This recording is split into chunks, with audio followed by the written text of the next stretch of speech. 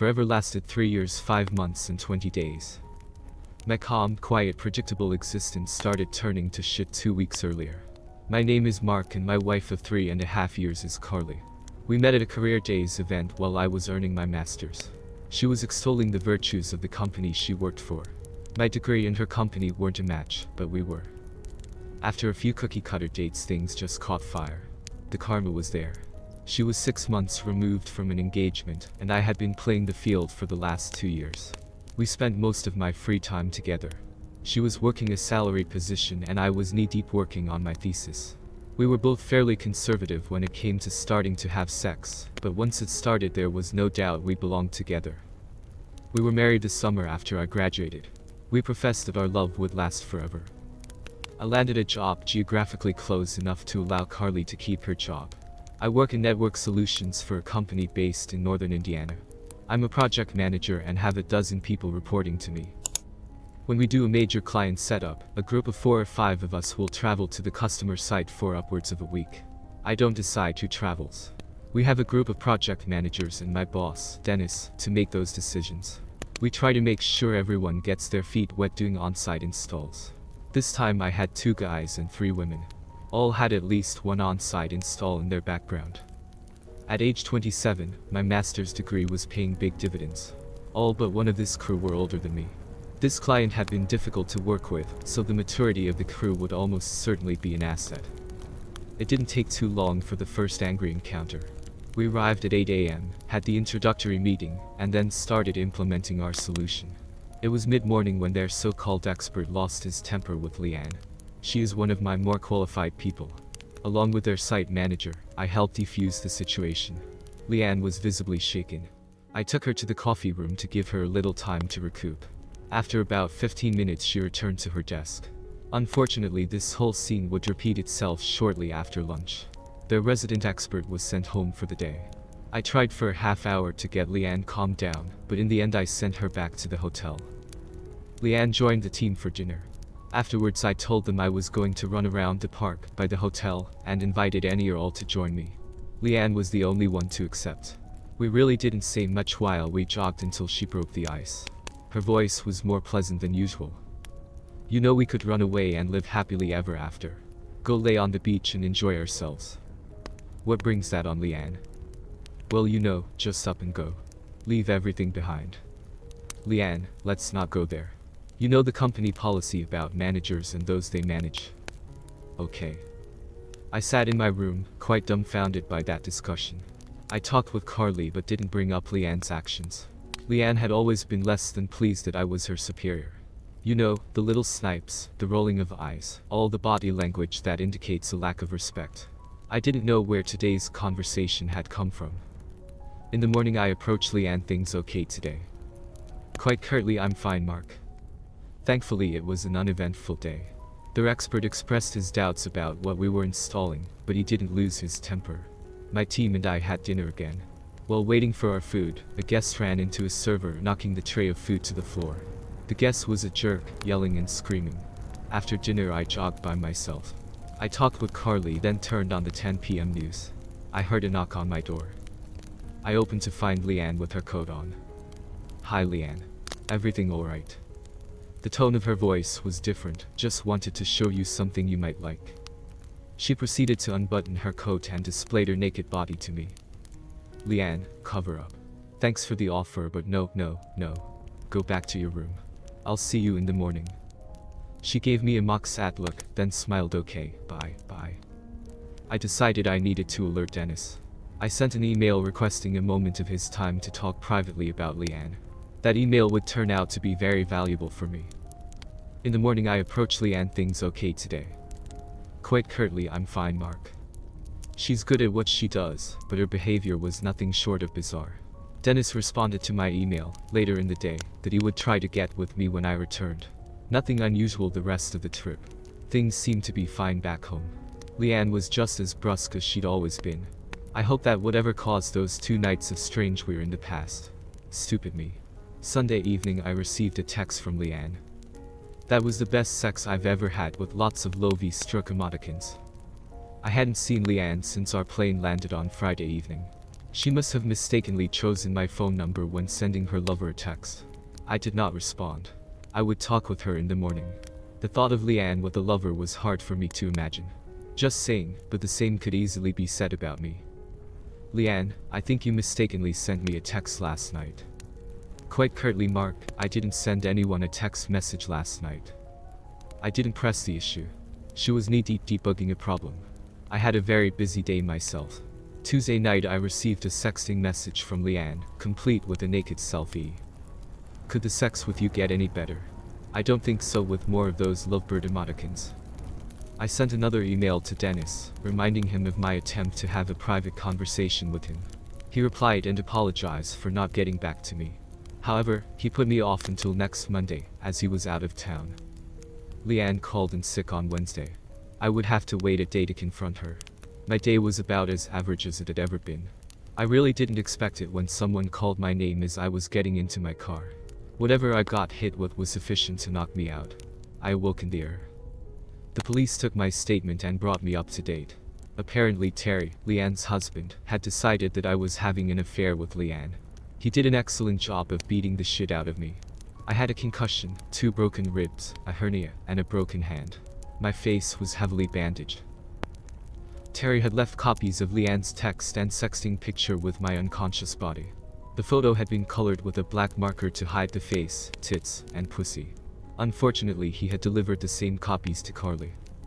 Carly answered her phone the first time I called. She hoped I would die a painful death. The hospital kept me overnight for observation, and now Carly would not answer her phone. On Thursday I took a cab back to my car, then drove home and stayed there. Carly wouldn't talk to me when she got home. Rather than starve, I had a pizza delivered. On Friday I went into the office, even though my side was killing me. Mid-afternoon I was told that I had been placed on paid leave. Apparently Terry had filed a complaint. My hearing would be Monday when Dennis returned. When I made it home I found Carly dressed like a slut. "Where are you going dressed like that? I wasn't expecting you home so soon. I left you a note. I have a date." "Carly, don't do this. There's no going back if you do." "Oh, I see. You can fuck around and I can't. Show me your proof. I haven't done a damn thing wrong." I suppose her jealous husband beat the shit out of you as a warning to quit flirting. He has mistaken me for someone else. I have not done one thing that would jeopardize our marriage. I've seen the text and her picture. Looks like you're not as innocent as you say. Do you see me responding to any of them? Did you find any emails from me? Do you have any photos? I know those answers. No. There aren't any to be found. I am completely innocent. I don't believe it. I may or may not be back tonight. I wouldn't wait up for me. Don't do this. I'm warning you. Deal with it, Mark. And with that my wife tipped the first domino over to end our marriage. She had a date with someone she worked with.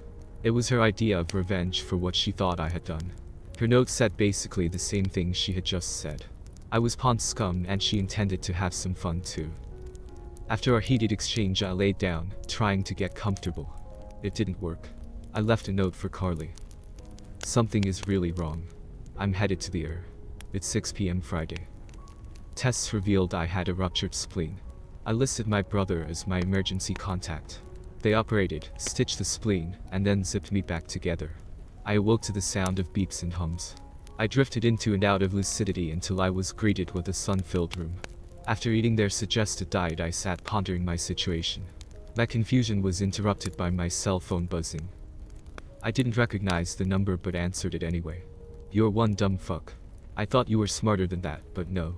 You had to get it on with her again last night. Terry, you've got the wrong person. I'm in the hospital and have been since 6 p.m. last night." Silence. "Terry, you still there? I went to the gym at 8 p.m. last night. I was only gone for an hour. Her text message to you this morning talked about the great sex you two had. Terry, I was on the operating table. I'm still here. Room 612 at University Hospital. I'm not going anywhere today. I have to get to the bottom of this. I'll see you in a bit." I checked and found the text from Leanne. "The sex last night was so good. The floor nurse dropped by to check my vitals and change my drip. I felt like asking her for something to end this nightmare. She left but said she would be back in a bit to change my dressings. No sooner had the nurse left when Carly entered my room. She was still dressed like a slut. "Mark, I saw your note. Are you okay?" "I'm fine. You can leave. I don't want you around." "Mark, don't say that. I was worried about you and came right here when I read your note. That means you ended our marriage by staying out all night. Leave. Just get out." My voice had risen to the point that the floor nurse stuck her head in and asked if everything was alright. I asked her to escort Carly out of my room. Carly became belligerent. Security escorted Carly out. I was trying to make sense of what Leanne was doing to me. Revenge. For what? Turning her down. Being her boss. It had to be she thought my phone number was for someone else. Nothing else made any sense. Carly called my cell. "What didn't you understand? Our marriage is over. Leave me alone." "Mark, that's bullshit. You fucked around and now you're all high and mighty." "That's where you're wrong, Carly. I didn't fuck around. You did. We're done. Leave me alone." I hung up. She sent a text message, "We need to talk." "No, we don't. Move your stuff out or set my stuff by the door." I thought we were soulmates. Is that what you thought when you were having your revenge fuck? Is that what you thought when you were fucking your bimbo? I didn't need this. I turned my cell phone off. "Give me morphine, please." Just before lunch, the nurse came back to change my dressings. She started with my face. Terry and Leanne knocked and asked if they could come in. "Oh my god, Mark. What happened to you?" "Hi, Leanne. I was mugged leaving work on Wednesday. This must be your husband. Terry, isn't it? What happened to your lip?" Diverting her eyes, I ran into a door. "Where did it happen? Who did it? Did they arrest them?" "It was in the employee parking lot. I don't know what the status of the investigation is at this point. Last night they discovered I had a ruptured spleen. Nothing serious, just a few stitches fixed the problem. I knew it was Terry who had inflicted my injuries. So did the police. Apparently Terry had withheld from Leanne his encounter with the police." The nurse was finished with my face and asked if I wanted my company to leave while she did the spleen surgery dressings. I said no, let them stay. The nurse needed something, so she left, saying she would return shortly. Leanne sat on the chair and Terry tried to start a conversation. "Mark, I just don't know what's going on. None of this makes any sense. Tell me about it. Come here for a minute." Terry came closer as I whispered. Leanne was acting very oddly on the last road trip. Has she been under pressure recently? Whispering back, her mother died in a car crash last Christmas, and her sister just started chemo for breast cancer. She seems to be dealing with it okay. The nurse returned, so Terry backed up against the wall. It got quiet in the room. Carly stormed in and started yelling at me and Leanne. The nurse called security. Terry restrained Carly until security arrived. After the peace and quiet was restored, the nurse continued her work. Leanne got up and stood close enough to hold my hand. "Last night was awesome. We need to go to that beach again. The sex with you is so good." Terry, myself, and the attending nurse stared in disbelief. The nurse looked at Terry and said, "Don't let her leave. I'll be right back." Terry wrapped Leanne in a hug. He mouthed, "I'm so sorry." After about 5 minutes, the nurse and a pair of doctors escorted Terry and Leanne from the room. I had all afternoon to replay the entire 2 weeks. There were two very different Leanne personalities. It was several hours later when Terry returned. He was very apologetic. He asked me about her odd behavior. When I told him of the angry encounter, he lit up. "I'll be right back." He returned with a doctor. I repeated my story. Terry began, "Mark, when Leanne was a child, she was mentally abused quite severely. Her father was relentless in his verbal mistreatment of her. She has been in the midst of a nervous breakdown since last week's encounter. You said she did something strange the day after her work encounter. Was there any conflict involving her that day?" I said no, but then thought about the guest and the tray. While we were eating dinner, a guest had an angry encounter with the wait staff. The doctor joined in. That would do it. She has what we call dissociative identity disorder. Basically, she has dual personalities. It is usually a reaction to trauma as a way to help a person avoid bad memories. You must have been the person who interceded on her behalf. You made an imprint on her fantasy personality. So what about Sunday and Tuesday? Did something go on those days?" Terry offered. "She backed into the lawnmower on Sunday. I yelled at her for being so careless. I found her text to you on Tuesday. We had an angry encounter. The more she denied, the angrier I got. I finally left the house and didn't return until after midnight. How about last night? We had a knockdown fight again. She was upset that I had filed a complaint against you. She was still denying an affair, and that just pissed the hell out of me. I can't tell you how bad I feel for you. You did nothing wrong and I've made a mess of your life. Terry, knowing what we know now, I can't say I blame you. Doc, what can you do for Leanne? Very little. She needs extensive counseling to help her understand what's happened to her. People get over it. It just takes time. I need to get going, but feel free to ask for me if you have any other questions. Terry apologized again, then left. Even though she had turned my life upside down, I really did feel sorry for Leanne. They informed me that I would likely be released by noon on Sunday, if I had an uneventful evening. I sent an email to Dennis asking him to please contact Terry, as there had been some pertinent developments. I scrolled through the text messages from Carly. A whole lot of anger being vented towards me. It saddened me to think that this strange set of circumstances had ended my marriage. I played the voicemails, but her attempts to justify her actions only fueled my anger. They all hit the trash can. On Sunday I drove back to find my house as I had left it. Carly had not moved out and my stuff was still there. I started packing what I thought I'd need for the next week. Dennis called around 3 p.m. and asked if he could drop by. He said everyone was convinced I was not at fault and had done nothing wrong. My attempt to talk to him about Leanne, along with Terry explaining her medical issue, had satisfied all of higher management's concerns. I was reinstated and this would be expunged from my employment history.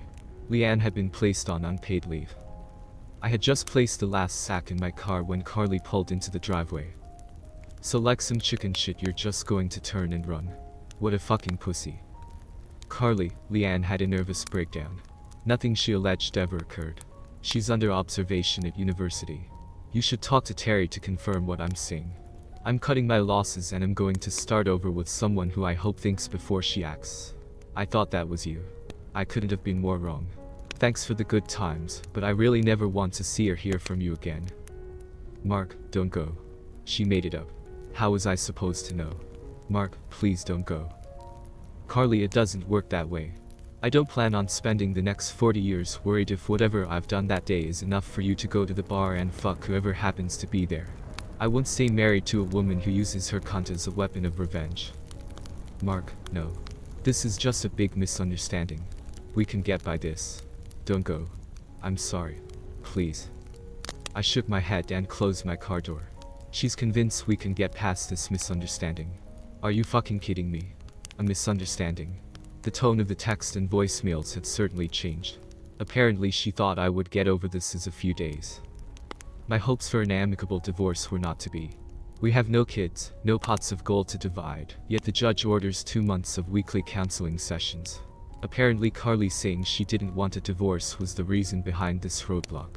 As much as I wanted to skip them, I certainly didn't need any blemishes on my reputation.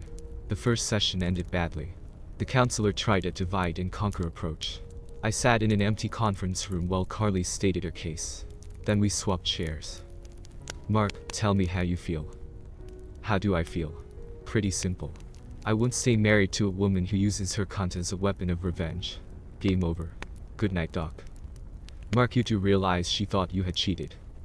That diploma on the wall, did you find it in a box of cereal? What part of what I just said didn't you understand? Insults don't help us resolve this, Mark. I know you're angry, but you have several years together. Do you still love her? I love who I thought she was. Do I love who she turned out to be? No. Are we done? What can she do to regain your trust? I won't stay married to a woman who uses her cunt as a weapon of revenge. You've already said that. I won't stay married to a woman who uses her cunt as a weapon of revenge. Is that all you're going to say? I won't stay married to a woman who uses her cunt as a weapon of revenge. Mark, it's obvious you're not going to cooperate. Let's call it a night and try again next week. Carly tried to stop me from leaving, but I brushed her hand away and left. Was I childish? You bet. Would I ever consider taking her back? Not a chance. I'm 27 and hope to be married for 50 years. She exposed how vindictive she could be with just someone's accusation. Round 2 went about as well as round 1. Mark, would you like to start? Doc, what do I have to do to satisfy the court order? You have to attend these sessions. It would help both of you if you tried to understand each other's feelings. But I don't have to try, do I? Mark, you should try. Okay, Carly, I won't stay married to a woman who uses her cunt as a weapon of revenge. You two can talk about whatever you want until I can leave. You are acting very childish, Mark. Insults don't help us resolve this, Doc. I know you're angry. Do you still love your job? Carly, why don't you tell Mark your feelings? I stared at the counselor and hummed a song I had heard on my way over. I couldn't quite drown out Carly's attempt to cleanse her soul, but I did a pretty good job of it. I waited until the counselor's lips moved. If I read her lips right, it started with Mark. Sorry, Doc, what did you say? I said, what do you feel about what Carly has said?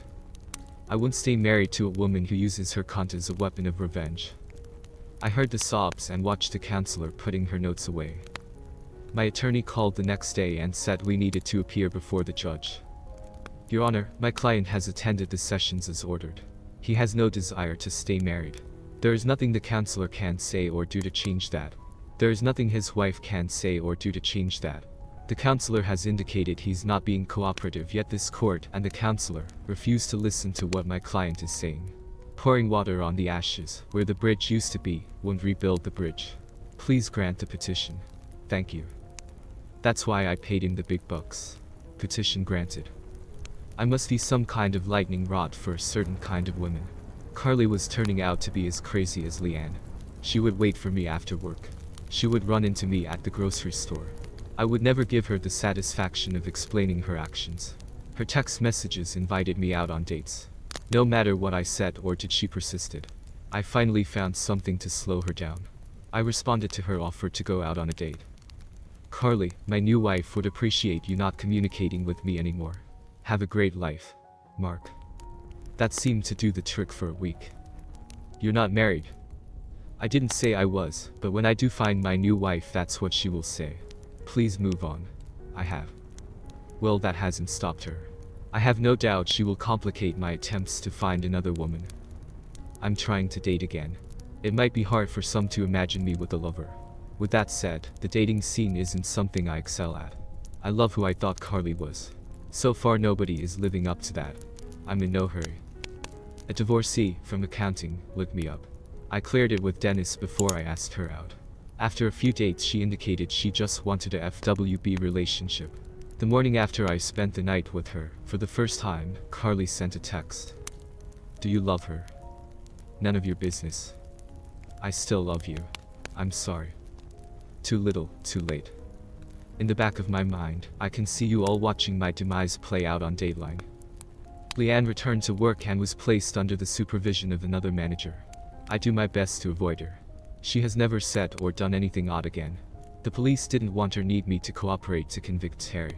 The security cameras provided everything they needed. I did appear at his sentencing to ask the court for lenience. He was given a suspended sentence, but he still has a felony conviction. Having a FWB works for now, but I want a soulmate. Preferably one that understands that the intercourse required to resolve a conflict has no sexual connotation. Thanks to the user more and more for this incredible story. I can't believe Carly was so stupid to take her revenge by give away her body for free. It feels like she was just waiting for the right moment. What do you guys think? What would your wife do in this situation? Let me know in the comments.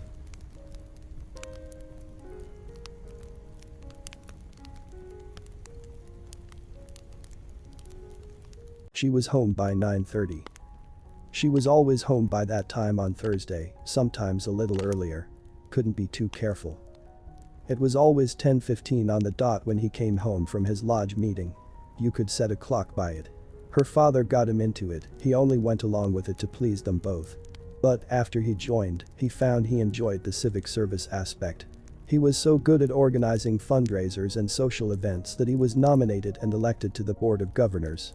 As chairman of the scholarship committee, he worked long and hard to raise support and garner money for the project. Thanks to his efforts, they were able to fund 2 community college scholarships a year for deserving young people. She made sure she was clean and presentable when he got home. Sometimes she would be in bed, but often she would wait up and they would talk about the day, how the scholarship fund was progressing, the mundane things people who were married chatted about before bed. Sometimes they made love, but usually just snuggled until they slept. The first glimmer things could be wrong came when she pulled into the driveway. She couldn't get into the garage, his car was parked at an angle blocking both doors. A feeling of unease gripped her as she got out. He had talked to her just moments before and she had told him she was at home. Damn, she loved this house. A firm believer in apartment living, she had let him talk her into this place when the lease was up for renewal. It was a fairly new 3-bedroom house on a small lot. The selling point was the porch, wrapping completely around the house. There was a swing under the ceiling fans up front. They would often sit under them, swinging slightly, enjoying the warm summer nights. She was sharp enough to know what he was up to. This was a family house. In her mind she could even see the swing set and kiddie pool in the enclosed backyard. One of the happiest moments in her life up to then happened last month while they were putting in a new flower bed. She threw a little potting soil at him to get his attention. "Hey you. Hey yourself. Did I miss a spot?" "No. I just needed to tell you I'm ready." "No, you're not. We haven't put the fertilizer or lime down yet. We have to mix it in before we plant." "Not that ready. Ready to have a baby ready." It's a good thing flower beds are soft, she thought, as he dove on her and pressed her down. The lovemaking afterwards was slow, gentle, more in line with swapping souls instead of bodily fluids. She had never felt so loved. Most surprising were the tears he shed. He was always so calm, so in control. She stepped on the porch, heading for the front door, trying to be as quiet as possible. "Hi Les." She jumped. He was sitting in the swing. The porch light wasn't on and she hadn't noticed him. "Jesus, Kenny. You scared me. Come on, let's go inside." "No, come sit by me for a while. Let's enjoy the breeze for a few minutes." He patted the space beside him on the swing. "Where were you? You said you were here, but you weren't when I got home." She shifted uncomfortably on the swing. "Oh, I wasn't sleepy. I remembered I was almost out of gas and didn't want to try to get it in the morning, so I ran down to the corner market." The car only had a quarter tank, she hoped he didn't check it. He reached out and held her hand. "Really? I could have sworn you just returned from the Hideaway Motel over on 5th. Room 69, kind of funny, huh? That is the room, isn't it? Jerry is kind of superstitious about things like that. Isn't this where you usually meet every Thursday from 6:30 until 9 o'clock? She gasped and tried to pull her hand back, but he had a firm grip and wouldn't let go. "Relax, Les. I'm not going to hurt you. But I want you to promise to listen without interruption. I promise it will be your turn to speak and me to listen when we're done. Will you do that for me? Good." She was hunched over, drawing up into a little ball, snuffling audibly. He resumed talking in a quiet, toneless voice. "When I first found out, I refused to believe it. One of your friends saw you, and no, I don't know which one, she sent me an email from a public account. At first, I ignored it. But the seed had been planted, and it sprouted, gripping crevices in my brain, until I finally had to get rid of it by disproving it. So I checked. I had a friend watch the house for me. Do you have any idea how revolting it is to ask someone to do that? Especially when he's a friend to both of us. This favor may have ended my friendship with him. It was terrible watching him fight his emotions as he gave me the rundown. He even had photos of you and him going into and coming out of the motel room, including the hello and goodbye kisses. Just lucky for us he doesn't know who the man was. He tends to avoid me now. I think the pain he saw that day in my face is what he sees now every time he looks at me." Small sobs were escaping. She tried to speak, but he put his fingers gently to her lips. "Hush now, you promised to listen first." He held his fingers to her until he felt a small nod. "Good. I'll try not to take too much longer." The porch light wasn't on, the only illumination to the scene was what light slipped through the living room drapes. Even though he continued to speak in a calm, even tone, his face was a mask of pain and anguish. But in the darkness she couldn't see it. "When he showed me the pictures, I swear the sound of my heart breaking almost deafened me. Literally, my ears were ringing. But as I thought about it, I felt I needed to know why. Why could you two do this to us?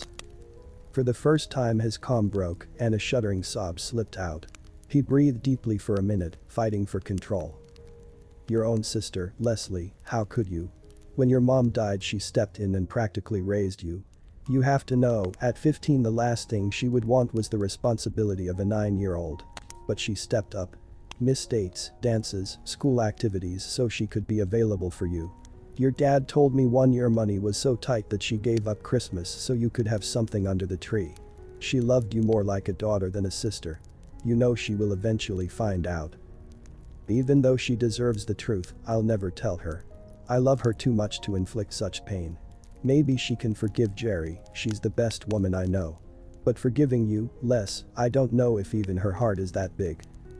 Tears were rolling down her cheeks, gaining in speed and volume as she realized for the first time the repercussions of her acts. She remembered the thrill, the smugness of knowing a secret, of getting away with something. It seemed so childish to her now. Her mind was already seeking ways of damage control, hoping desperately she could fix this. How could she have been so stupid? But deep down she knew he loved her so much he would forgive her anything. That was her anchor, her rationalization that even if she was caught he would never leave her. For the first time, doubts crept in. I had to know less. Why? It was consuming me. So I bugged your purse. Remember that spiffy little flashlight I bought for you? It was also a voice-activated recorder. Amazing what you can find on the net these days. You know what amazed me? There didn't seem to be any spark between you. It was like, we're here, let's fuck so we can get home to our families. He even referred to it once as knocking off a quick piece, and you were giggling and agreeing. If it meant so little to both of you, why did you do it? Oddly though, that gave me hope. If it meant so little then maybe it was going to end soon. Had that happened, I would have took my knowledge of your affair to the grave. I had a plan. I was going to change my habits, make it hard for you to keep your meetings. My thinking was that if it meant so little and I was making it difficult to get together, throw just enough hints to scare you, you two would just give up. I even removed the recorder from your purse. But then I did something stupid. I listened to it. Want to know why I cried when you said you were ready to have our baby? It was because of that, and to me, it meant your affair had run its course. He stopped, talked out for a bit. He held her hand and rocked for a bit, shushing her when she tried to speak, reminding her she would get her chance later. After a bit he started again.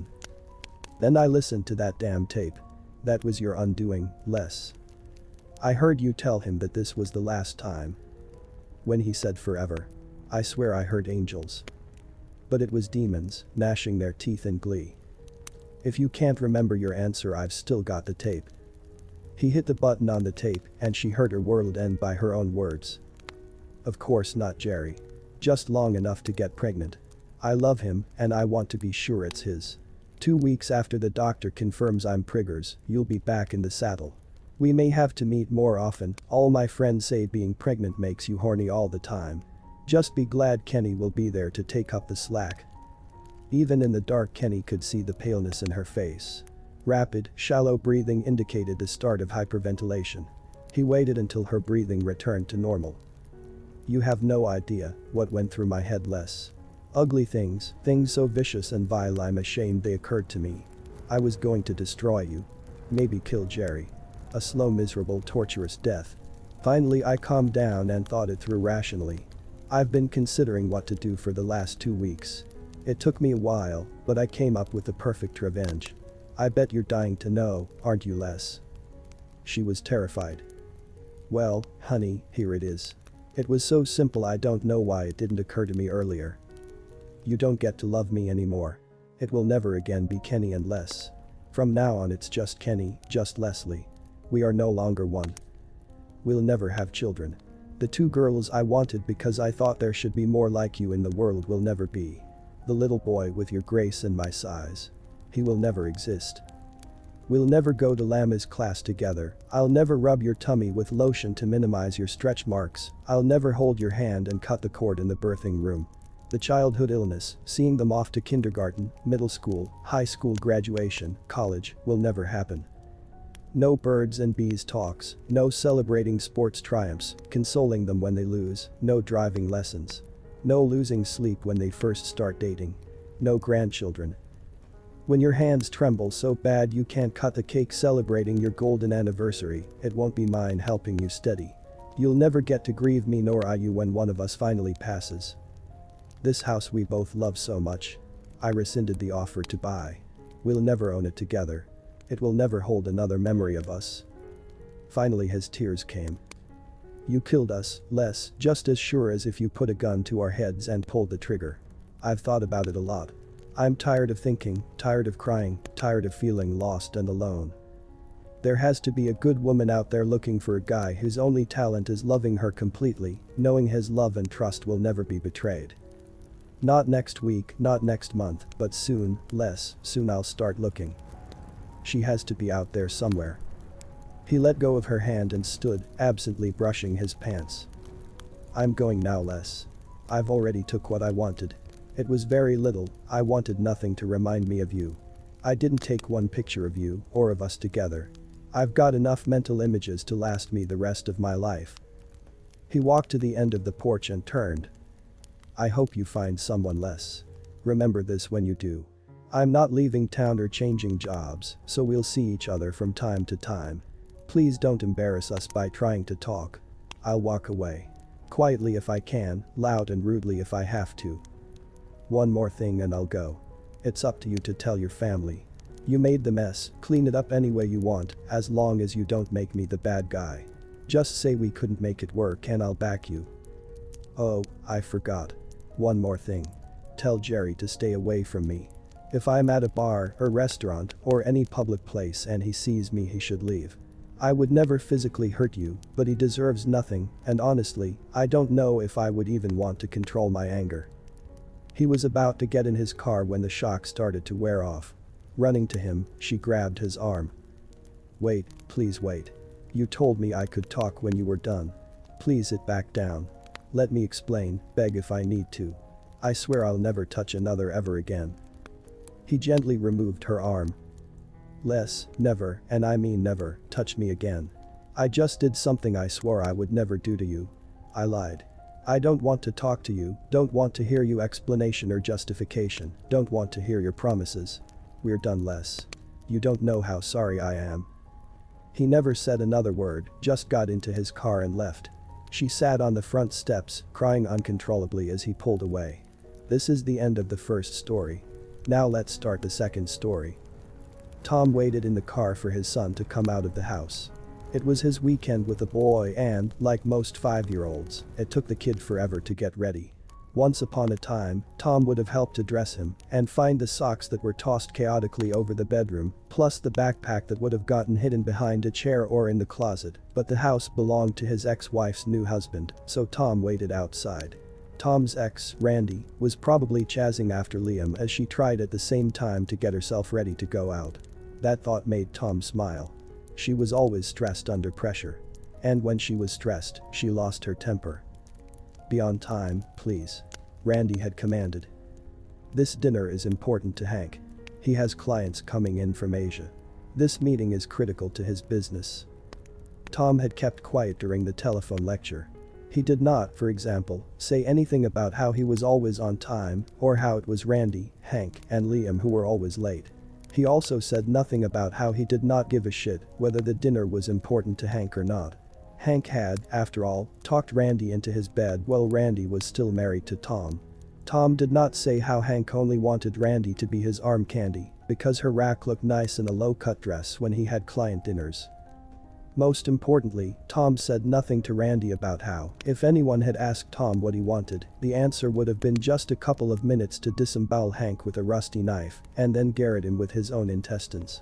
Tom had even looked online and found a pair of waterproof work gloves with no slip grip that would have kept the gory offal from escaping his grasp as he really pulled the guts around the fuckhead's throat.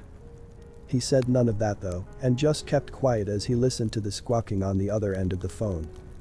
He had something better in his pocket, awaiting deployment. Neither Tom nor Randy had come from money. Neither one had lived in poverty either, but Randy dreamed of being rich. Tom, on the other hand, was happy with a comfortable wage and decent house. They had met at a work networking function, dated for a while, and gotten married. When they had met, Randy was in one of her dieting phases. She had bad eating habits and, when stressed, she ate to excess. Then, after loading on the pounds, she dieted with every miracle cure drug she could find and exercised like a maniac, sacrificing sleep to do so. She'd be thin for a while, but then would balloon up again. Her family tended to be fat, which was an extra problem because they all had severe hypertension. Randy went through the weight loss weight gain cycle 3 times while she and Tom were together. Hank seduced her when she was in one of her thin phases, and she seemed to have kept the weight off for the past 1.5 years. Tom realized that the weight loss should have been his clue to the affair. He missed it though. He only learned about it when Randy told him she was trading up. Tom did everything he could to put the brakes on the divorce. He was not trying to preserve the marriage. He was trying to be a dick. It was the only weapon he had. He had a good attorney though, a guy who was a friend of a friend. He fought everything. He even demanded counseling. That offended Tom. He didn't want to talk to her. But the lawyer calmed him down, explaining that Randy wanted to talk to him even less than he wanted to talk to her, and that they could always withdraw the request. After all, Randy wanted to get married to Hank, so she had an incentive for things to move fast. Tom's lawyer filed motions challenging everything, got hearings scheduled, then rescheduled, and then filed other motions. When it came time to argue the motion for counseling, Tom's attorney withdrew the motion in court, as promised, after Randy and Hank had gone through all the time and expense of preparing. Finally, after months of arguing over everything, Randy gave Tom a check to go away and signed all common property over to him. She even paid for Tom's lawyer.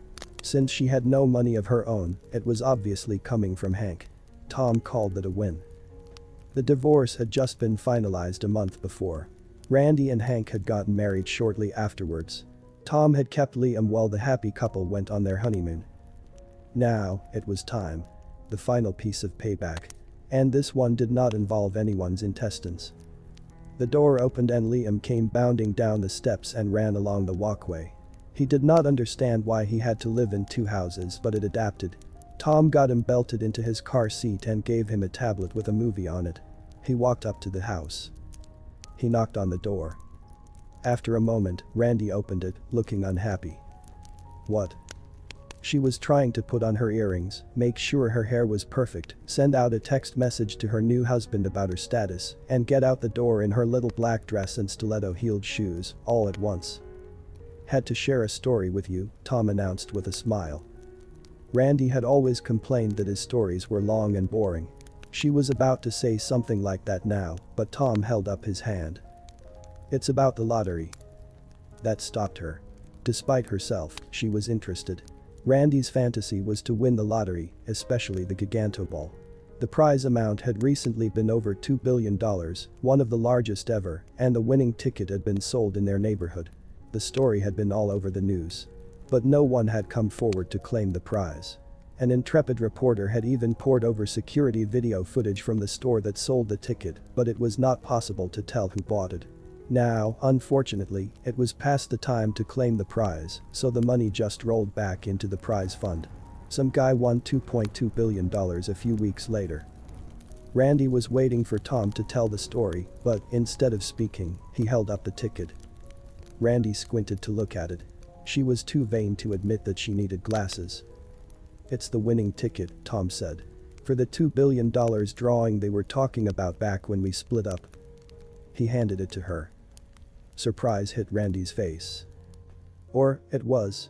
Now it's expired. Randy then looked shocked and desperately worked her thumbs over her phone, apparently looking up the number on the lottery site. She looked back and forth between her phone and the ticket and finally up into Tom's face. Her expression went from shock to anger to fear and then to misery before starting the cycle again. Tom pulled the ticket back. The blood vessels in her temples throbbed visibly.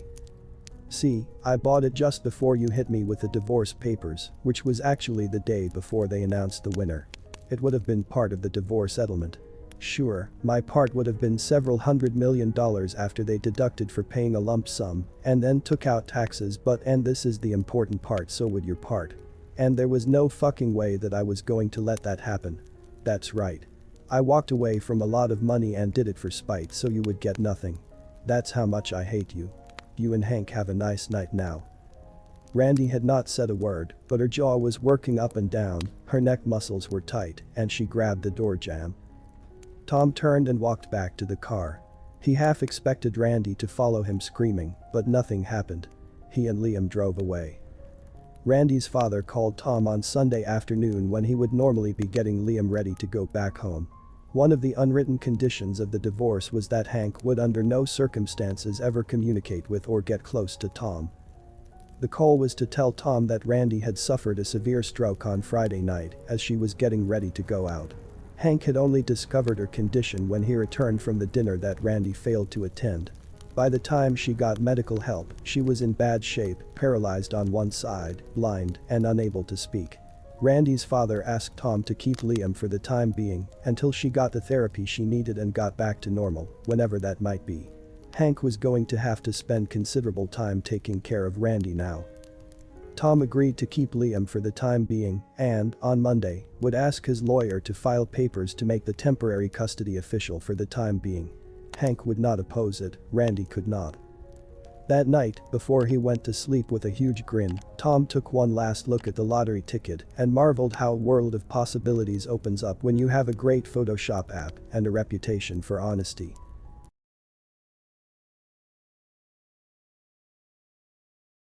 And here we are again, Heartbreaking Talks listeners. Let's start, don't want to wait any second. So. Tomorrow, I'm breaking off my engagement. Story plus updates. Last week, I found out that my fiancé, 24F, cheated with her boss. I'm not sure of his age, but he's in his mid-40s. I also know he's married and has 3 kids. This happened last November on a work trip while out of town, and they hooked up 3 times. How do I know? Well, her boss's wife messaged me on Facebook and told me. She's also provided me with screenshots of texts, emails, and graphic discussions about how they cheated on us and how they got over on us and joked about it. But then she'll tell him in the same text that she loves me, so this can never come out. The boss's wife, who seems very sweet when I met her at company functions before, is understandably enraged and heartbroken and is having him served with divorce papers tomorrow. She's also going to drop a friendly email to their HR department. So, I'm sitting here on my phone typing this while my fiancé is across from me on the sofa on a computer, planning a honeymoon trip for a wedding she has no idea is never going to happen. She's completely oblivious to the fact that her life is going to fall apart tomorrow. I don't feel any sympathy at all since mine fell apart last week, and every time I read those texts and emails, I feel like someone is taking a knife to my heart. 3 years down the drain, though I'm just thankful I found out before we got married. I guess there's that to be thankful for. She has no idea, but I took a vacation day tomorrow, and after she leaves for work, I'm going to go around my place and collect all her stuff, box it up, and have it sitting by the door. Then, I have to figure out if I can get any of the money I've already laid out for the wedding back. It was supposed to happen in October, but yeah, that's not happening. And when she comes home, I'm going to throw her out of my apartment and out of my life. I've debated posting all those screenshots on her Facebook page. Oh, it reminds me of some sad stories I read on another channel. Check out this video about how people realize their partners cheated on them. Anyway, let's continue. But my sister talked me out of it. I also debated calling her parents. I feel bad for them as they are such great people, and I'm going to miss her family. They've accepted me as one of their own, and I don't know what they're going to say, but I've decided that she can explain herself to them. I don't want to hear her excuses or her lies at this point. I just want her out of my life so I can figure out what the heck I'm going to do with the rest of my life. Now for the top advice before reading the updates. I'm invested now. Let us know how tomorrow goes. I'm sorry this happened to you. Yes, we want to hear an update, but please tell the boss's wife not to call HR until after the divorce is final. If he loses his job, he could try to go after her for alimony, and she does not want that. Now, it honestly said a quick text to her family letting them know why you are calling off the engagement. This way, she can't turn it around on you and try to make you out to be the bad guy. Best of luck, Op. Keep us posted. Op needs to hear this advice. It is golden. If they reach out, tell the parents. If they ask for proof, deliver it. Mainly so she doesn't spin it into a whole web of lies of saying it was a misunderstanding. Yes, I'm petty, but if the truth doesn't come out, she might make you seem to be the a-hole of an ex-fiancé who broke up due to a misunderstanding. I am thinking I'm going to have to show her parents what I have because when she shows up at their house and tells them I broke up with her, they're going to be shocked. I would call them after you get her to leave and let them know what happened. Do you have the proof? If they are interested by the time she gets to their house and calls them, they'll already know the story. Also be careful when having her leave your apartment. When people feel backed into a corner, they do some crazy things. If you can have someone there with you who can serve as a witness in the event things take a turn for the worst, ultimately protect your peace, King. Now for the first update. Wow, I cannot believe the response this post has gotten. I can safely say the bomb has dropped. Around 8 or so, my phone started going nuts with calls from her, with voicemails after each call. I knew right away what was going on, so I immediately called my sister to tell her that it was happening. She told me to stay strong, and if I wanted her to, she would come to my place and sit with me. So she's doing that. Then I had a very difficult phone conversation with my ex's mother. Jesus, I can't believe I have an ex now. Difficult because this woman has done nothing to deserve the pain I could hear in her voice. Her whole family has been nothing but accepting to me since day one. I calmly explained the situation to her mother and told her that I can't find it in myself to forgive this and that I'm going to be asking her to move out. Although she was very upset, her mother seemed to understand why I feel this way. She offered to come to my place, which helped my ex gather things. I think this is a pretty good idea. Then, I texted a few of my closest friends about the situation. I have been getting bombarded with texts from them since, but I have said that as soon as I can, I will talk to them. Right now, I am completely overwhelmed.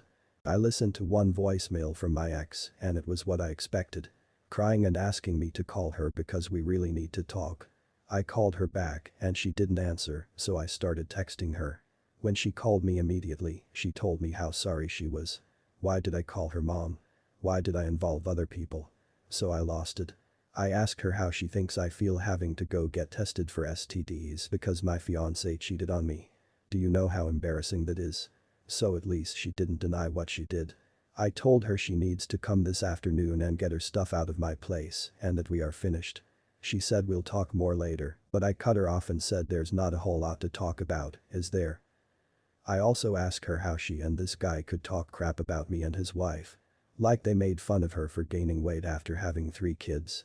This poor woman didn't deserve this. I didn't deserve this. I also said something to her about not trying to say she felt pressured because the guy's her boss. Her texts show clearly that she was a more than willing participant in all this. I guess she's got to meet with HR at work today, and the whole place is gossiping about the two of them. I can't feel sorry for either of them at this point. I'm already emotionally drained. It is not even 10 a.m. where I'm at. So once she's done with her HR meeting, I guess she's going to come here and get her stuff. I'm hoping it goes without much drama. My sister should be here, and I hope her mom comes with her. My landlord also says she'll be around, and she's also going to have my locks changed. Hopefully, either this afternoon or tomorrow. I know this is like a long babbling post, but I was trying to remember a lot of things I said, and my mind is racing right now. Sorry this is happening to you, but you are dealing with this trauma like a boss. There's a long road ahead of you, but you've got this. Dude, go now, contact, and focus on you. Probably not the best idea to say he's dealing with it like a boss. As someone who went through breaking off an engagement like Opie, it hurt at first, but in the long run, it was worth it. Why did I involve other people? Not sure why, but it still stuns me that someone can cheat, utterly betraying their partner, and then essentially ask why did you keep my complete betrayal of you a secret? You know, after we hung up, it dawned on me that she involved someone else in our relationship, not me. I wish I had thought of that while still speaking to her. I am so sorry you're experiencing this, but you hit the nail on the head. If she brings it up again, smack her with a fact. Best of luck to you always. Man, I wish like hell you were my local friend. I'd come by for support and make sure cooler heads have prevailed with all of this. You seem like you're staying strong through this, and you've handled everything to perfection up to this point. Stay strong, get your emotions out when she's gone. You will need to get your emotions out or else it'll drive you insane. Don't internalize them, feel them either alone or with those you feel comfortable with, like your sister or friends. Just don't give DX any satisfaction, she deserves none. Once they're out, work on being a better you. Hit the gym, read up on something that'll advance your career or just make you a better person. Spend time with her friends, whatever your thing is, do it. Pamper yourself. In the coming days and weeks, you'll need it to start healing. All the best to you, bro. Second update. Well, she's gone. She did show up with her mom and her best friend in tow, and my sister was there. No screaming, no yelling. She asked if I could just speak to her alone, and I told her that wouldn't be a good idea. Has that everything she needed to say? She said it in her text messages with her boyfriend. Of course, the tears started, and her mom said that they'd make this as quick as possible. So her and her friend went and got some of her stuff, enough for a day or two. While she was gone, her mom apologized to me and said she didn't raise her daughter this way. And she asked if the guy is really married, but I said yeah, he's married. Her mom seems pretty shattered by this whole thing. So as they got ready to leave, I asked, what about my ring since it doesn't seem to mean all that much to you? Her friend opened her mouth like she was going to say something, and I shot her a look, and she immediately shut her mouth. I wouldn't take any bet in Vegas that her friend didn't know what she did this whole time. She covered her hand like she wasn't going to give me the ring, and her mom said, give him the goddamn ring. So she handed her mom the ring, and her mom gave it to me and again told me how sorry she is. I just dropped it on my coffee table. I don't even want to look at it. I guess she's going to come back for the rest the first half tomorrow with her dad. My sister said she'd like to pull the little girl's hair out of her head. Her words, not mine. But right now, I'm so beaten down by all this. I just want to lay down and sleep. She has some nerve to try to keep the ring. That makes it real. She could pretend that it was just a bump in the road as long as she had a ring, because if he really wanted to break up, he'd take it back. And he really wanted to break up, so he took it back. The number of people who cheat and are then shocked when their significant other breaks up with them is always surprising to me. My ex-wife got upset when I called her garbage after I found out she cheated on me. Some people seem to have no shame. As someone who went through breaking off an engagement from a cheating partner just 2 weeks before the wedding, it hurt like hell at first, but in the long run, it was well worth it. Honestly, I would sleep with the boss's wife. My brother said the same thing.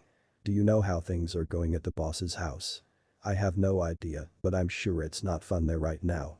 I feel bad for the kids, though.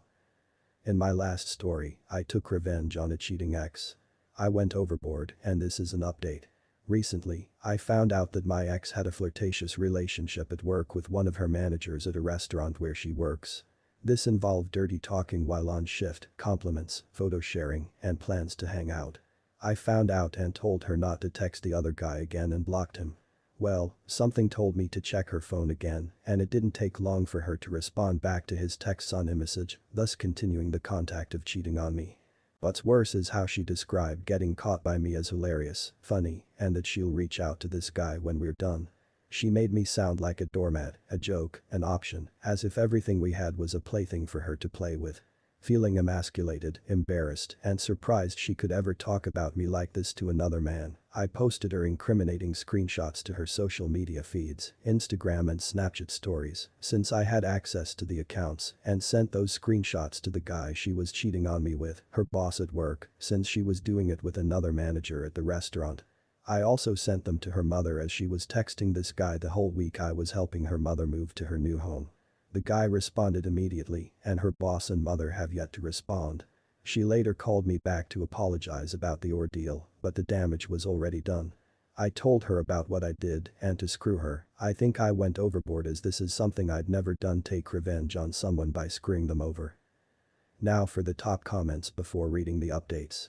Well, you didn't release the pictures, so you're in the clear with that one. I've heard of a saying once that goes something like, if something can be destroyed by the truth, it wasn't meant to be. If she didn't do anything wrong, and you went overboard, she wouldn't be ashamed. Yep, I think this falls in the don't do anything you wouldn't want printed in a newspaper category. While we're taking Radma's advice, don't get tattooed anywhere a judge can see and spend extra money on the things that go between you and the ground, such as shoes, tires, and your mattress. This is PG compared to the others I've read. Also, I can be petty, and I hate cheaters, so in my opinion, you went easy on her. I hope she loses the job, and if any of those guys are married or have a girlfriend, they get caught also. Better yet, if they do, send a screenshot to them also. My ex was a waitress at an exclusive members-only restaurant in downtown San Diego. Everyone was sleeping with everyone else. I think it's pretty common in the restaurant industry. Her coworker told me she was sleeping with one of the servers. I confronted her, but she didn't bother with denials or even downplaying it. She said that after work, they all would go downstairs to another bar, unwind, get tipsy, and things just happened. That was 5 years of wasted time. It really did a number on my self-esteem for a minute. Fortunately, I met the love of my life 2 months later, and now we've been married for 25 years with no cheating. There is life and love after this. Be encouraged. I helped her mother move to her new house, and all the while she was texting this guy. I wouldn't call this overboard, but it was a lot, and many people just say screw it and move on without taking this sort of action. It's all understandable given your outrage at being played, and she deserves whatever comes her way. Now for the updates. I've seen that her boss has looked at the message I sent her. If my ex was cheating at work, on the job, with another restaurant manager, the boss hasn't replied yet, but she definitely knows now. Time will tell if she'll continue to be working there. Update 2. Apparently, she still has her job at the restaurant and she's doing damage control from the social media posts. Update 3. She replied back to me, letting me know the developments about what I posted. She learned before, and only a person like me would care to see that happen. The conversation turned into a really ugly name-calling match. The damage has already been done and being spiteful, and I'm done talking with her. I'm going to desperately seek therapy and work on myself for the better. I didn't expect this to blow up, but I appreciate the advice all around. She never wanted me or deserved me at all. Update 4. I contacted the owner and showed him pictures of what happened. He legally said he can't get involved for situations that happened outside the restaurant when the screenshots clearly show her and the manager flirting during the workday. I don't think he really wants to get involved. We live in an at-will employment state, meaning the employer can fire you for any reason other than an illegal one. So, as uncomfortable as it is for her, the owner, the GM, the manager she cheated with, unfortunately, she'll keep her job, but boy, it will be uncomfortable working there. Final update.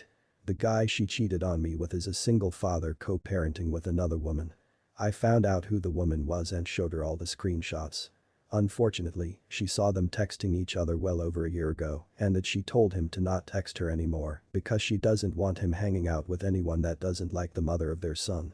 My ex-girlfriend knew her and was extremely rude and snobbish with her. They are not together anymore, so she didn't know the exact length of their relationship. However, she knew they texted each other a lot. To no surprise, their relationship also ended because he was also cheating on her at the same restaurant with another woman that worked there while their son was extremely young. For all the talk about how my ex-girlfriend didn't want to be a single mother and how she despised her father for cheating on her mother while she was pregnant, she sure loved playing the role as the other woman. Thank you for watching. By the way, I'd like to invite you to my new channel with really juicy stories. I'm confident you'll subscribe to my new channel as you're the most supportive audience on YouTube. See you soon and cheers.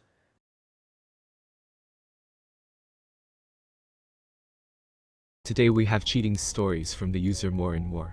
Hope you will truly enjoy it. Sometimes Mother Nature gives you the kick in the butt you richly deserve. I'm Roger and have my bride of 25 years, Lorraine, and our only child Jessica, who turned 23 last week. My 82-year-old mother, Frances, lives in an assisted living residence. As her only child, I have power of attorney to handle her legal and financial responsibilities. Her health is not good and has gotten much worse over the past year. I was 30 when I married Lorraine, who was 24-year-old at the time. I'm a bank executive, and Lorraine works for a nationally recognized fundraising company. Jessica is recent college graduate, having taken almost 6 years to pass enough classes. She is in love with a successful young man, Craig, who apparently comes from a well-to-do family. They share an apartment near campus. Mother Nature decided to have some fun with us. I was in the basement trying to untangle the Christmas lights. Lorraine was bringing down a sack of meat for the freezer when a huge mouse, her words, apparently knocked her down. Okay, maybe the mouse didn't mug her, and maybe she freaked out, screamed, and fell the last few steps. She looked like a ninja warrior doing some head-over-heels counterattack. However, her unplanned gymnastic maneuvers did a real number on the bones and ligaments in her right leg and ankle. The second scream had a lot more emphasis to it. After a few surgeries, Lorraine was in a cast and sidelined from driving for several months. Jessica is to be married before that cast comes off, so Lorraine will be wearing a very baggy dress. So here I am crawling around the basement at night with the lights out and shining a black light. If you see an actual mouse in your house, there are very likely many more where it came from. According to the internet, a black light can detect mouse poop and lead you to their international headquarters. I was doing a fantastic job of getting all grimy and dusty, and, my luck, these mice had cleaned up after themselves. I went near the laundry chute and was greeted with a glow from the laundry basket. It was a very strong glow and it was on Lorraine's panties. Back to the internet to see what this is all about. I wonder if puke shows up differently with a black light. I hoped I wouldn't find out. Apparently semen, as in cum stains, gives off the sharp glow I am seeing. When I read that, I broke out in a sweat, felt very dizzy, and my stomach started bouncing off of my lungs, heart, and kidneys. As long as I can keep the stomach from discovering my throat, I won't have to toss my cookies. Wait, maybe that stain is from one of the romps we've had recently. Nope, I haven't had sex with her since her accident last week. Jessica has been coming over a couple days a week to do laundry, help around the house, and take Lorraine shopping. Lorraine wears much larger panties than Jessica, so chances are pretty good that it belongs to Lorraine and was soiled very recently. I put the panties in a Ziploc bag and put it in a drawer of my workbench in the garage. On the internet I found the neatest little gadget. It's a smartphone case with a built-in backup battery and voice-activated recorder. I ordered one and had it overnighted to my office. It was an easy thing to convince Lorraine to use this new gadget, as her phone was always needing recharged. Every night I would wait for Lorraine to get ready for bed, and then quickly download the audio and reset it for another day. The only shocker was the depth of the disrespect. I knew from the soiled panties that they were meeting 2, sometimes 3, times a week. As strong as my love for Lorraine had been, it had been replaced with hatred far more consuming. Dealing with this affair, or however many there had been, was nothing compared to the devastation I felt at my daughter's behavior. There were plenty of recordings to choose from, but this is the one I uploaded and turned into text. Mom, you know you're going to get caught. Drop you off at George's house again. Roger is so trusting it won't happen. Yes, pull into the driveway. George gives me the creeps. What do you see in him? He makes me feel things Roger has never made me feel. Someday you'll find out for yourself. Still, why does he always badmouth Dad? Has he even met him? He has met George at a few of the fundraising events. I don't see you stepping up in your father's defense. Fair enough. Is this ever going to stop? Where's his wife? Why not divorce Dad? George says his wife is too busy with his kids. There's no need for a divorce. I'm happy, Roger's happy, you're happy. Going to pay for that wedding yourself. Good one. Go make George happy. Pick you up at noon. The recordings pick up the grunting and moaning of the monkey piling. Unlike those stories I've read, there wasn't any pillow talk about anything. Faint sounds like oh yeah, ugh. This obviously wasn't reviewing the itinerary for the upcoming gala. My mind was blank as to how to get Lorraine to take her phone into the bedroom when she fucked and sucked George. The private investigator was only able to get coming and going pictures. I knew the dates and times. Of greater significance was the DNA sample he got from George when he disposed of the coffee cup he had used. I snipped, from one of the panties, a piece of cum stain and sent it, with some of Lorraine's hair, and the coffee cup off for analysis. No surprises when those results returned. After each escapade I put the panties in a Ziploc bag, and used a black marker to date the bag. I put the nightly news on the TV, and when they showed the date on the screen, I took a picture showing the bag and TV screen. I stored the bags in the garage. I had to buy new panties to replace the growing collection. I had done a respectable job of avoiding spending time with Lorraine. Well, actually it wasn't all that hard, as her indifference towards me made it pretty simple. I did attempt, on a few occasions, to get Jessica to open up, but she was full of one-word responses. Her body language was that of someone under stress. Perhaps it's the upcoming wedding. The attorney laid out the consequences of the divorce. Split the assets 50-50 in hefty alimony, since her fundraising work paid very little. Obviously Lorraine thought my choice would be the it's cheaper to keep her route. No way is that cheating whore getting paid to screw George. Seems like I need to retire and give all of my wealth away. I mulled the order of events and started building my exit strategy. I told Lorraine that we should think about getting her a new car and had her sign her title so we could act quickly if we found a bargain. I was told that it was about time. Yes, it was, my dear. I reasoned that Francis should secure lockboxes in most of the banks around our fair city. I started converting my assets into American Eagle gold coins and giving them to Francis in the lockboxes. Cashing in my 401k and paying the penalty was a no-brainer. Brokerage accounts and life insurance policies took a little more time, but Lorraine, scum sucker that she was, showed no sign of acquiring morals anytime soon. I put a vacation hold on the mail so I could intercept everything. Lorraine and I had established a home equity line of credit. We had used it to pay for 6 years of college. I'm guessing I never paid for an ethics course. I was able to run up the debt to the maximum the bank would allow. I started buying from gold dealers in nearby cities to spread the purchases around. As long as I was in those cities, I opened a few more lockbox accounts for Francis. The end was in sight. Jessica's wedding was a week from Saturday. Francis refused to sell her home, so it sat vacant. Until now. I purchased one of those no-contract cell phones. I was able to get a pretty good early retirement bonus and turned the final paycheck into cash. Returning to my house, I started packing. After several car loads, my prized possessions were enjoying a new address. I left my bedroom looking like I was still living there. I had left very little money in any of the joint accounts. I printed out statements and visited with the attorney again. I would have Lorraine served at her fundraising gala in 2 days. My net worth wasn't enough to pay the upcoming credit card bills and mortgage. I lined up the 13 bags with panties and shot a video zooming in on the date and TV screen of each. After the upload finished, I attached it to the emails which were about to be sent. Also attaching the PI reports, the voice recording transcript, and the DNA analysis made for a nice package. Jessica arrived to take Lorraine to the gala. No reason for me to attend, you know, people I don't know, I'd get bored, yada yada. Got it, I'm just a banker. The backstabbers had left, so I set about reporting credit cards stolen and canceling cell phones. The ad created to sell Lorraine's car attracted a cash buyer who was knocking on my door. Price cars below Blue Book, and the response is lively. The chain reaction was underway. While waiting for the confirmation that Lorraine had been served, I finished cleaning out what I had left in my bedroom. Just before Lorraine was to make her keynote speech, she was served. I received the confirmation call and was warned by the report of her going spastic and dragging her sorry ass out to Jessica's car. I turned on my computer and started sharing the good news. Emails were cyber spreading my anger. I was not going to let his wife remain in the dark any longer. I apologize if you did not want to know. I did want to know, and no one had the decency to inform me. Your husband, George, and my wife, Lorraine, have been enjoying an extended affair. George the First believe you have a meeting in the morning with your board of directors. Your director of charitable giving, George, and one of his assistants, my wife Lorraine, have been having sex while drawing your paychecks. I will contact you to discuss how best to keep your organization out of the news. I suspect some of your major contributors may lack the understanding necessary to keep funding homewreckers. You will be required to inform anyone seeking a reference that George is not suited to manage your people. I won't let you pass the trash. Lorraine, enjoy your new life. Slut wife, I loved you with all of my heart, unconditionally.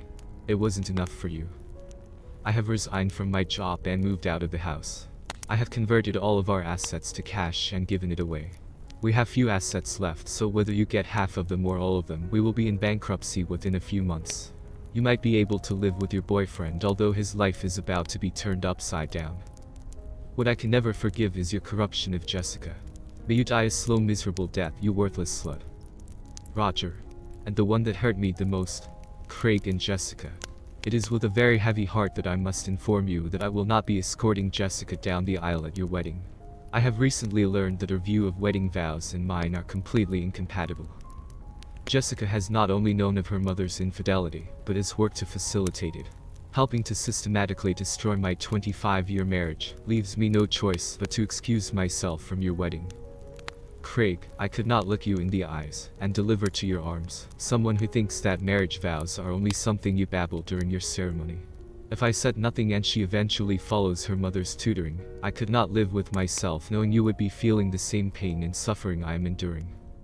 If you would still like me to attend, I will, but only as a guest in the background. Jessica, I'm more than disappointed with you, but will always love you. You will understand this more when you have children of your own. Best wishes, Roger. The first turned the computer off and left my home for quite possibly the last time. I parked a few blocks away, walked back, and waited. As I figured, Jessica drove up and sprinted into the house. Lorraine was limping towards the door when Jessica announced, "He's not here. His closet is empty. There's not much left in his office." Whether they knew it or not, they were feeling things those in the Great Depression had felt. People had placed their trust and faith in the banks always being there only to end with nothing but memories when the runs on the banks occurred. It only took a few days for people to track me down, as I had made no attempt to hide from anyone. The venom spewed in my direction was somewhat helpful. Misery does, in fact, love company. "How could you?" was constantly tossed in my direction. Really? My bad. What was I thinking? Wait, isn't that my question to you? Craig called off the wedding. Who saw that coming? I never shed a tear until I opened my door, a few days after the divorce was finalized, and found Jessica standing there. I cannot begin to describe the pained look on her face, with her lips quivering as she forced her words out in a shaky voice. "I'm sorry." I opened my arms and she buried her head in my chest and held me close. I wrapped my arms around her. She softly sobbed for more than several minutes. Eventually she pushed away, looked into my eyes, but was unable to form the words. I offered stay. Next time she whimpered and again tried to say something, but abandoned the attempt with "I need to go." She turned and walked away. When I felt the wet spot on my shirt from her tears, I was unable to prevent my tears from joining hers. The healing has begun. I watch the business news much more than I ever have, and am constantly checking the price of gold. Francis gives me a gold coin every once in a while. Lorraine, now working the swing shift at a gas and go, is unable to make any of the payments, and I am in no position to do so either. Foreclosure is in my future. Once the divorce was finalized, the fundraising organization and I came to a mutually beneficial arrangement. Such as those things go, I legally can't disclose any details. George is having trouble finding work. His ex-wife is still busy with his kids. I never did find any mice in the basement. I guess that ninja attack did the trick. Much love, cheers. Oops, forgot to say. Subscribe my channel and watch my videos, please, cause I have no idea what happened with my channel, and why you don't see all my videos. Okay, love you all. See you.